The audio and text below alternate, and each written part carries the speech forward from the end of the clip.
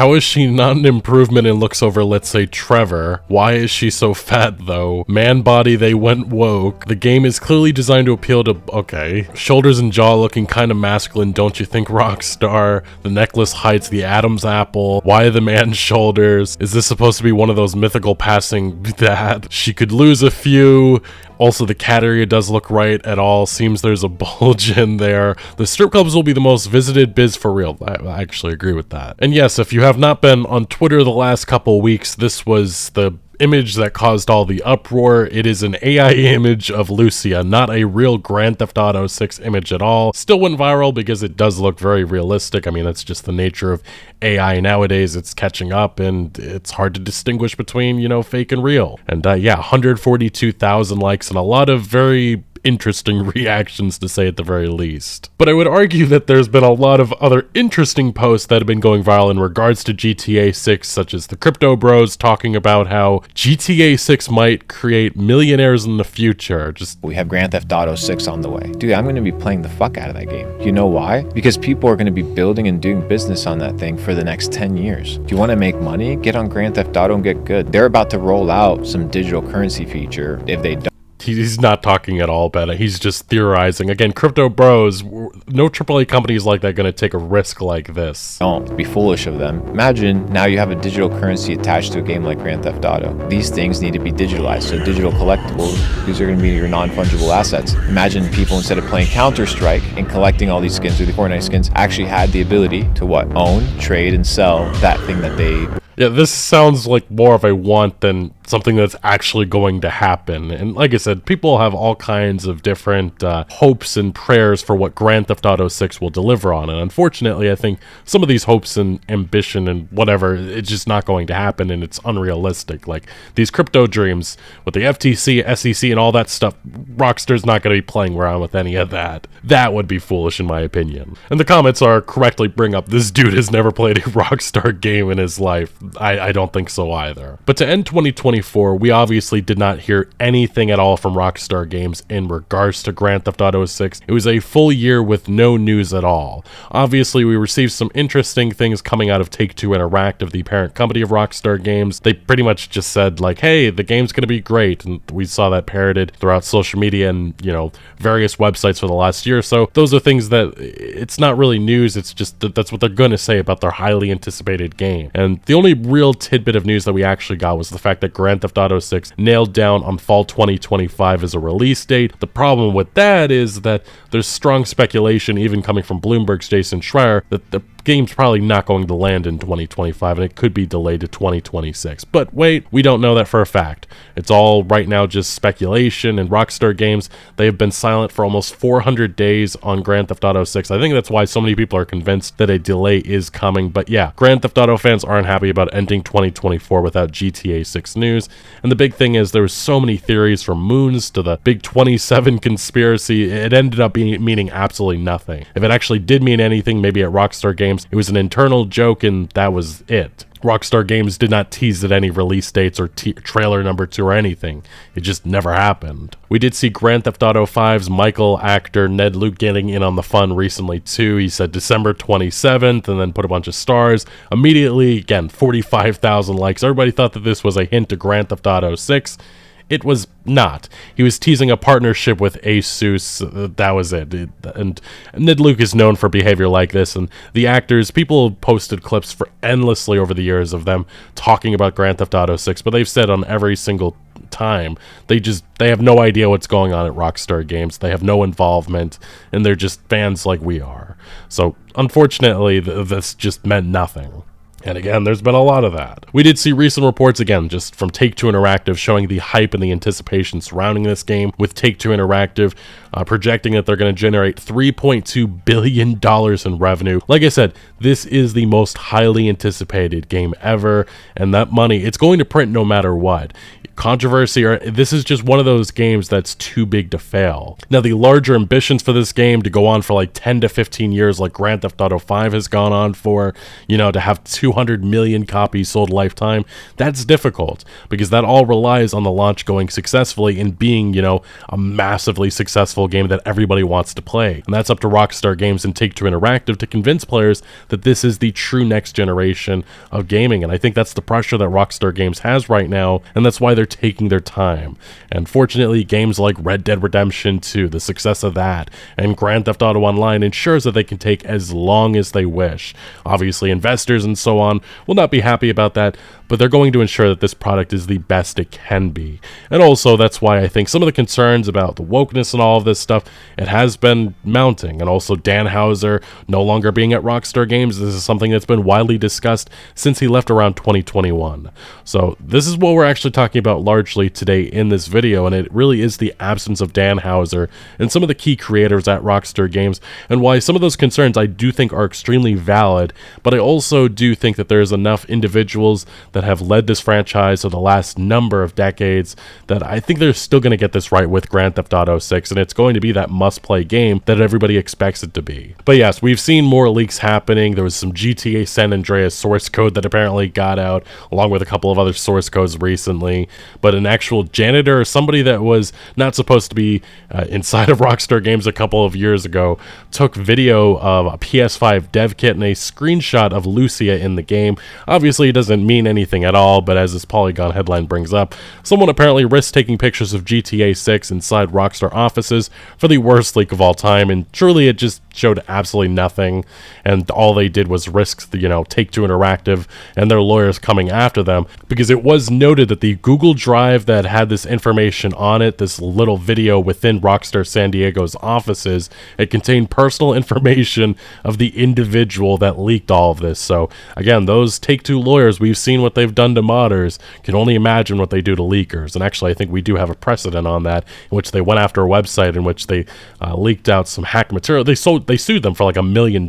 So there's precedent there. But the only thing that the Grand Theft Auto 6 community has gotten in the last couple weeks and months in regards to actual new GTA 6 stuff is trailer number 1, but slightly better, because a slightly better version of the first trailer was found to be uploaded on the Chinese social media website Bilibili, I think that's how it's pronounced. Just slightly better, as you can see in these screenshot comparisons. Again, the GTA 6 community, they're doing the best they can.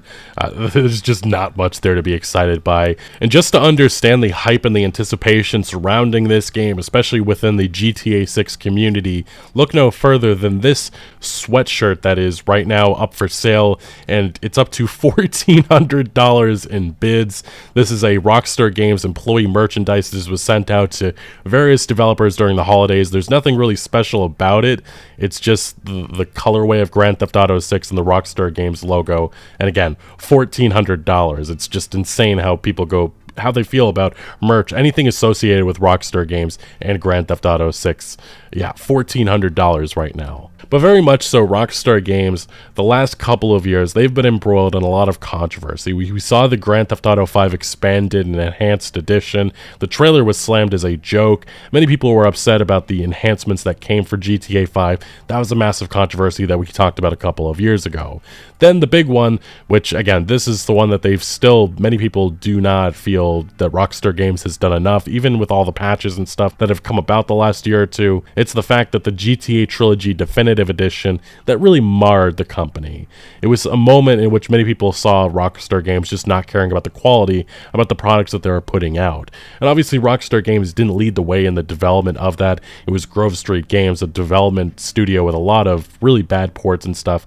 But Rockstar Games still, their QA department was responsible for overseeing it, and they published it, and they also went after mods, and they delisted the original games as well. It was just a slap in the face to longtime fans with an inferior version of games that really deserve so much better. Then there's Red Dead Online. Again, this is the last live service. It did not really, it was obviously abandoned around 2022, but if you were an actual fan of Red Dead Online, you know that the online was pretty much abandoned by Rockstar Games a couple of years before that. They gave about 2 or 3 good updates for the, the online component, and then just kind of gave up on on it, and it was really sad to see. And the online community was really holding out hope that Rockstar Games was going to support it like they have with GTA Online, but it wasn't making the money that they had hoped for, so they moved on.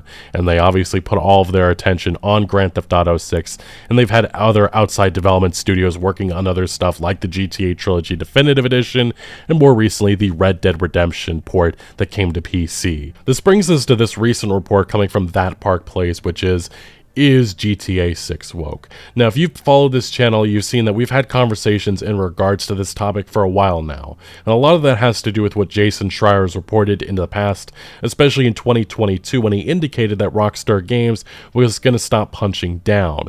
And the fact that they said that, and Jason Schreier was reporting that, it really calls into question, are they going to be sanitizing this experience, and is it going to be truly worth it? I understand that there's a lot of people that watch this and just say, well, it's GTA, it's going to sell no matter what, but I do think that the formula that Rockstar Games has established is that they just make fun of everything. And I think that's what makes Grand Theft Auto so funny and so unique. And we've seen a lot of franchises go down this slippery slope of, changing for the modern audience and it backfiring big time. And I think that really is the concern. But this Park Place article goes much further than that. But I do think it is important to understand where all of this is coming about because, yes, this is something that Jason Schreier reported again just about a month or two ago, in which Rockstar Games reportedly asked GTA 6 writers to be less crude towards transgender people and other minorities. And I think the question is, how far are they going to go? Like, what type of jokes do they consider bad nowadays? Because I do think that the older Grand Theft Auto games were just making fun of everything and everybody. And that's why I take issue with why they would feel the need to sanitize any of this stuff. But yes, the report says they want to be less crude towards these other different groups, these smaller groups, and all that is specifically claimed is that Rockstar is asking its writers to be less crude towards trans people and other minorities, the common targets of throwaway gags in previous versions. And this is Jason Schreier doing his own little commentary thing here to try to excuse it, but he's not bringing up the fact that they just make fun of everything. And I think once you remove that and you're just making fun of, let's just say, like rednecks or certain groups that have, you see it all the time in media nowadays, it's just, again, it's the sanitization, and it just hurts the overall product, in my opinion. And then, yes, you're going to get, obviously, a lot of people rolling their eyes at stuff like this. But obviously, we've seen some of the leaked footage from Grand Theft Auto 6 already. They definitely are still making jokes about all kinds of different aspects, and even some of the trailers hinted at some of that. So I really do hope that this is just, an exaggeration of what's actually happening, because I really do think that Grand Theft Auto 6 needs to hit on everything and anything. And I just question it maybe in this modern day if Rockstar even wants to do that or can do that. But yes, the big thing that a lot of people bring up about, Rockstar Games and the fact that they are changing is the fact that in 2022, we did see Rockstar Games going after some of the stuff that they included in their past versions of Grand Theft Auto 5. What do I mean by that was the fact that they removed smaller transphobic content from GTA 5's next-gen release, and that caught the attention of a lot of people. Obviously, this was smaller stuff, like it was like one little NPC and stuff, but it's really the precedent, the fact that they went after this stuff that, it was deemed extremely bad in like 2013, but they waited until 2022, in which times have changed, and they decided now is the time to go after that. It's just ridiculous in my opinion, and I think it sets a dangerous precedent a lot of game development studios, especially in this AAA space, have been following the last couple of years. Yeah, and to get a little bit more specific with the changes that they made for Grand Theft Auto 5 at the time was that a Captain Space Toy Interstellar trans figure that was previously hung in the office of the arcade has been replaced with another action figure. Again, smaller stuff, but again, it still is stuff I guess Rockstar Games deemed inappropriate now. In the PS4 release, the phrase interchangeable genitalia can be seen at the bottom of the figure. The PS5 version of the game removes the figure and moves the other figures around so that the removal is less noticeable. Rockstar also disabled several NPCs from spawning outside certain in-game areas, such as the drag queen model, which would spawn outside of Cockatoo's an in-game club. While the model still exists in the game's director mode, as pointed out by the prominent Rockstar community member on Twitter, the character's dialogue lines have been removed. And then it points out in this article from VGC, again, this is the outside pressure that Rockstar Games has been experiencing for years, and they finally did answer to it. Last year, Outmaking Games published an open letter to Rockstar Games asking the developer to reconsider these transphobic elements of GTA 5, which have existed since the game's initial release in 2013. And again, they waited 9 years, and them removing it, it's just a dangerous precedent. We've seen other developers go down this slippery slope, and it backfired big time in their face. But again, in regards to the conversation surrounding Grand Theft Auto 6, what that means for the overall product, I still think it's going to be absolutely amazing. But the sanitization definitely could hurt some of the satire, and you're going to see essays and people going after, the fact that, certain groups are just completely not mentioned in terms of humor, and that's a valid criticism in my opinion if that does end up being the case. But it's a big question of we just don't know yet, and all we can do is look at what Rockstar Games has done the last couple of years, in which, yes, they are cleaning up their culture. Some of that has to, in regards to do some of the controversy that happened over the years. Some of that has to do with the crunch culture that happened under Dan Houser. And this is just Rockstar Games. They had to get their act together. It's just certain areas I don't know why they felt the need to change, because there wasn't a real overall ask from the gaming community.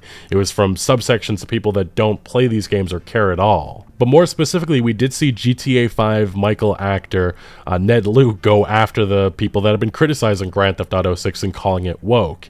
He said, "Lucia's hard, man. In the trailer, she looked good. You got a lot of these clowns out here going Rockstar's going woke. They're caving into the wokeness of the world. First of all, there's been other female protagonists in the past, but obviously not in something as huge as this." And then he did continue on, saying, "GTA 6 is going to be the biggest game ever. She looks like a badass to me. That last scene where they come busting in, she just looks like a badass." And the thing that was cool was that she led the way. She kicked open the door, and then Jason was back there. So I don't know if you read into that as she's going to be the big time and he's going to be with her or what. And yes, there has been criticism, a lot of people after, the fact that Lucia is a female protagonist and she's going to be more masculine character. And this is just one of those criticisms that we've seen with a lot of other development studios, Naughty Dog especially. And Rockstar Games, again, they have to understand the pressure that they have to make Lucia somebody that is relatable and also somebody that's enjoyable to play with. But again, we do have two protagonists. We haven't really met Jason yet within the trailers. I'm sure that the next trailer to whenever that will be properly introduced to him.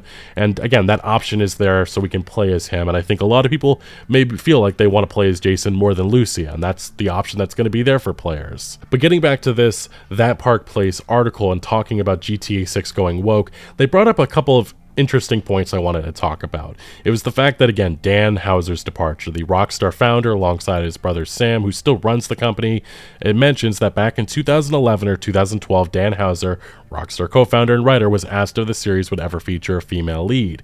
His response was clear: if the story called for it, then absolutely. It's been speculated that before his departure from Rockstar in 2020, Houser had completed or was close to completing a treatment for GTA 6. Reportedly, the game was to draw inspiration from, again, the Bonnie and Clyde style story. And it goes on to mention that if that's the case, Houser himself endorsed the idea of telling a compelling story that could work with a female protagonist that should put this concern to rest, right? And then they bring up the fact that Dan Houser left Rockstar in 2020. And then they also bring up the fact that Michael Unsworth, another veteran writer and key creative behind GTA 4, GTA 5, and Red Dead Redemption 2, also left the company. And they say, why do these departures happen? What's going on at Rockstar? And then they theorize about the fact that the company's culture has contributed, them going woke, for why these individuals left. But I think the big problem and the big thing that's missing here is that there's a lot of key figures still at Rockstar Games. Rob Nelson, he was a major developer on Red Dead Redemption 2. You can look back to some of the interviews with Roger Clark and Rob Wiedoff, Benjamin Byron Davies, all the key actors on Red Dead Redemption 2. They all talked about Rob Nelson and his key role within that. And he is the current head of development, co-studio head at Rockstar North alongside Aaron Garbett. And Aaron Garbett as well. He's still there. They're running the show. They've been at Rockstar Games. They've been a part of these franchises for decades now. And these are the key individual figures that are missing from the conversation. Because it's not just the Dan Houser show. And his brother, again, Sam, is still there. He is running Rockstar Games. He was the one who put out a statement when this game was formally announced with that first trailer in December of 2023. And then I see a lot of people bring up the fact that, yeah, 2 of the 3 writers are no longer at Rockstar. I still hope they hugely contributed to GTA 6. And Rupert Humphreys actually is now in charge of narrative at Rockstar Games. Again, one of the key figures. He worked on Red Dead Redemption 2, and he does seem to be overseeing all of this. Michael Unsworth only left recently. This is something a lot of people have pointed out, the fact that he left the company in August of 2023. The writing, the main story of Grand Theft Auto 6 has probably been written for a while now. Obviously, I'm sure they're still recording scenes and all of that stuff, but Michael Unsworth contributed. He probably was a major influence on Grand Theft Auto 6 story, as well as probably Dan Houser. A lot of this stuff is written years ahead. And obviously now Dan Houser has moved on. I think a lot of people are questioning, why did Dan Houser leave? And I think it's right here, the fact that he's working on a new universe and is working on other stuff outside of gaming with this new studio. I think he genuinely just didn't want to work on Red Dead Grand Theft Auto, which is what Rockstar Games is nowadays. I think it's the very boring answer, but it's probably the truth. It's the fact that Dan Houser is a creative individual. He's responsible for Bully, Max Payne. He's played a major creative role in a lot of these games, and he's not really able to flex that muscle under Rockstar Games, who's nowadays just Grand Theft Auto, Red Dead, Grand Theft Auto. And when it's a studio that is just all about these juggernaut releases, even somebody like himself doesn't get the say of, hey, I want to make Bully 2 or make a new IP. Rockstar Games, their resources just can't be allocated to projects like that, which is unfortunate. It really just says a lot about modern day Rockstar Games. And I don't think that really says anything in regards to Grand Theft Auto 6, but it does say stuff about, the future of this company beyond Grand Theft Auto 6. But I do think that a big piece that's missing from this puzzle and the conversation surrounding Dan Houser is Leslie Benzies. People forget about Leslie, the former Rockstar North president who left around 2016 and had an ugly departure from Rockstar Games. There were questions if the developer would suffer with the Benz no longer being around. He was a key figure at Rockstar. And then we got Red Dead Redemption 2. Those concerns immediately ceased, and we don't really hear much about that these days. That's not to say Dan Houser's departure is identical, but it could end up being quite similar. Now, getting back to this That Park Place article, the next big thing that they bring up is certifications that apparently a couple of Rockstar Games developers have. And I've seen some people describe this as Rockstar Games is forcing diversity courses on their developers, and the problem is that's just not true at all. And so this is what's specifically noted here. There's quite a few alarming factors at play for anyone wondering, is GTA 6 woke? Yet the gravest and perhaps most damaging revelation about Rockstar isn't found in its content edits or the departure of senior staff, but in what can be uncovered about who's now working there. A troubling pattern emerges when examining the certifications held by Rockstar employees, particularly among senior members. At least 60 employees have completed a course called Unconscious Bias, with many of these certifications being awarded between 2020 and 2021, the same period during Houser when he left the company, Dan. And the problem I have with this report is the fact that this LinkedIn course, it is cringe. I'm not going to argue at all against that. It is cringe. But the fact is, this is a LinkedIn only thing. LinkedIn, any developer across this industry can take part in it. And the big thing that you even see within this That Park Place screenshot later on is the fact that it's 60 developers out of a company that has around 5,000. And I think that really needs to put into perspective how many employees actually took part in this cringe course. And we don't hear any, specific writers or anybody at the top of this company. You can call them senior, but if it's an artist or somebody who's in charge of talent acquisition, that doesn't really say anything in regards to the actual, the writing or the narrative of Grand Theft Auto 6, any of the creative elements that we're actually going to be experiencing, hopefully in 2025.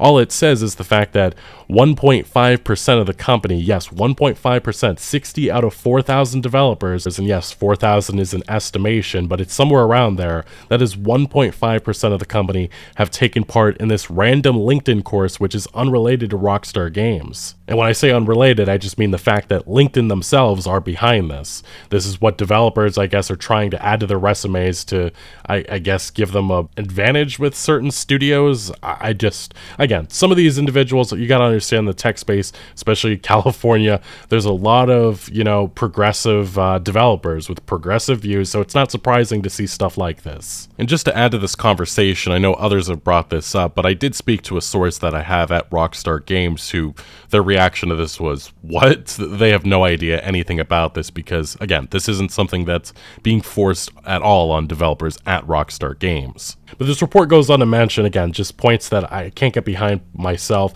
Another certification among Rockstar employees raises even more questions about the company direction and the possibility of a shift toward political correctness. The certification, called Diversity, Inclusion, and Belonging, appears to be more broadly distributed than the Unconscious Bias certification.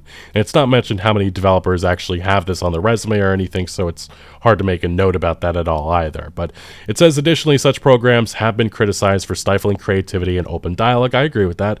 By emphasizing politically correct behavior and language, they may discourage employees from taking creative risks or expressing unconventional ideas. For a company like Rockstar, whose identity has long been tied to bold satire and fearless storytelling, this shift in workplace culture could have significant consequences. The presence of both the unconscious bias and the diversity certification suggests cultural changes within Rockstar. Such a transformation risks alienating loyal fans and undermining Rockstar's legacy as a provocateur in the gaming industry. And I will say that some of these concerns in regards to, Grand Theft Auto 6 and sanitizing the humor and all that is valid. But these complaints right here, they're just not backed by anything. And I get the fact that you're talking about progressive developers, but that isn't a big startling revelation. This has just been known for years. And I just can't get behind this as evidence that Grand Theft Auto 6 is, not going to be worth it. It's going woke when you have key figures like Rob Nelson, like Aaron Garbett, like Sam Hauser, like Rupert Humphreys. These are the key figures behind Red Dead Redemption 2, behind Grand Theft Auto 5. They know what needs to be done. They know what's going to make a great game. And then obviously the contributions of Dan Houser and Michael Unsworth, it's definitely still going to be there based on the timeline. So I definitely not exactly worried with Grand Theft Auto 6 not delivering, but I do still obviously have some concerns. I just don't think that this is going to be a massive flop like some people really think it might end up being. This is the most highly anticipated game ever. Rockstar Games, Take-Two Interactive understand the pressure. And I do think it is worth highlighting some of the new talent that they have brought in. This isn't exactly like recent, the last month or two, but the last year or two, Rockstar Games brought in some new writers from popular comedy, some controversial shows for GTA 6. The examples, Jeff Topolsky, a writer of Brooklyn Nine-Nine and The Pete Holmes Show, as well as Jordan Drew, writer of Veep and The Thick of It. These key individuals obviously were brought on working alongside Michael Unsworth before he left the company around 2023. But we have heard from other former Rockstar Games developers in regards to the expectations, the hype with Grand Theft Auto 6. And Aube Vermege, a former Rockstar developer, he was a technical director on every GTA from 3 through to 4, and he stated that fans may need to lower their expectations when it comes to the 6th game, noting he doesn't think it's going to be widely different from GTA 5. And again, this is the most highly anticipated game. It does have to exceed that. And I think that first trailer did indicate we are going to see a proper evolution, because the thing is, GTA 5 was held back because of the technology at the time. That is not the case with GTA 6. And obviously we saw what Rockstar Games could deliver with Red Dead Redemption 2. I think that is the bar. That is the bar we're looking at. But it was said that Vermege, he elaborated by saying that the massive technological jump between PS2 and PS3 allowed for some major improvements, but that same gap doesn't exist between the PS4 and PS5. Despite these concerns, Vermege is still convinced GTA 6 will be the best game out there, and I'm sure. I do think that the expectations, some of the hype that people have for GTA 6, it may not meet that. And that's just a given with any release. There's people that tell me to this day that they hated Red Dead Redemption 2. But I do think that the overall sentiment with Grand Theft Auto 6 is going to be overall excitement. And that game is going to sell billions because, again, it's been, 12, 13, 14 years between these releases. So people are going to be, they're eagerly waiting for this. GTA 6 has been talked about like Half-Life 3 has been for years. And hell, maybe Half-Life 3 will release this year for what we know. It does seem like there's been a lot of activity happening at Valve. But I will point out that, again, Red Dead Redemption 2, that is what many people are looking at as the new bar, and that's why some people are a little bit worried about that. They talk about Red Dead Redemption 2 as being worried about GTA 6, and this article just points out the fact that, yeah, Red Dead Redemption 2 is the best game ever made, and I don't think it's even close. And again, reaching those heights with GTA 6, that is the pressure that Rockstar Games faces right now. And again, there's just many other articles bringing up this, how much will GTA 6 learn from Red Dead Redemption 2? And if you saw some of the leaks, if you've seen that first trailer, you can see some of that Red Dead influence on different gameplay aspects. I think that some of that realism is going to leak into this, and I think that's probably for the best. Like having 1,000 different weapons on you all at once, especially during the single player component of GTA 6, I don't think that's going to happen. The online, that hopefully and probably will be a different story. But anyway, Grand Theft Auto 6, the concerns surrounding it, the wokeness on all of that, what do you make of it? Let me know your thoughts down in the comment section below. What are your expectations with GTA 6? Do you think Rockstar Games, modern day Rockstar Games, can deliver on it? Let me know your thoughts down below. But thank you for watching. Make sure to leave a like if you did enjoy this video, or if you found any informative value. Consider subscribing for more videos like this, and I'll see you later.